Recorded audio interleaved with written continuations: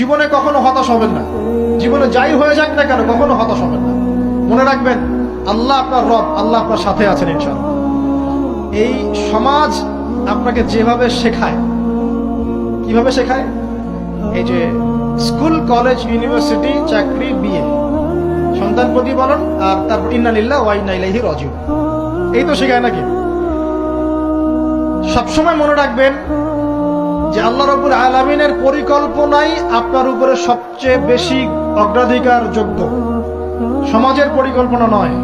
পরিবার আপনাকে চাপ দিচ্ছে, চাকরি পাস না, পড়াশোনা করিস না, হ্যাঁ পড়াশোনায় কেন তুই 80 নাম্বার পাইলি না, কেন চান্স পেলি না, কবে চাকরি পাবি, কবে আমাদেরকে দেখবি, খাওয়াবি, পড়াবি, এই যে চাপগুলো চারপাশ থেকে আসে কিনা, এতে করে অনেক যুবক দেখা যায় মাদকাসক্ত হয়, অনেকে দেখা যায় আত্মহত্যা করছে, ইদানিং করছে কিনা ভাই? এই শব্দটা থেকে আমি এই পয়েন্টটা আজকে লিখেছিলাম যে ভুলেও আল্লাহর প্রতি বিশ্বাস এবং তাওয়াক্কুল হারাবেন না। সমাজ যেভাবে শেখায়, সমাজ চারপাশে যে চাপ আপনাকে দিচ্ছে, এই চাপে নিজে গা ভাসিয়ে দিবেন না। আপনি আল্লাহর কাছে দোয়া করবেন, আল্লাহর কাছে পথ চেয়ে নিবেন এবং আল্লাহর প্রতি তাওয়াক্কুল ভরসা করবেন, কখনো আত্মহত্যার পথ বেছে নিবেন।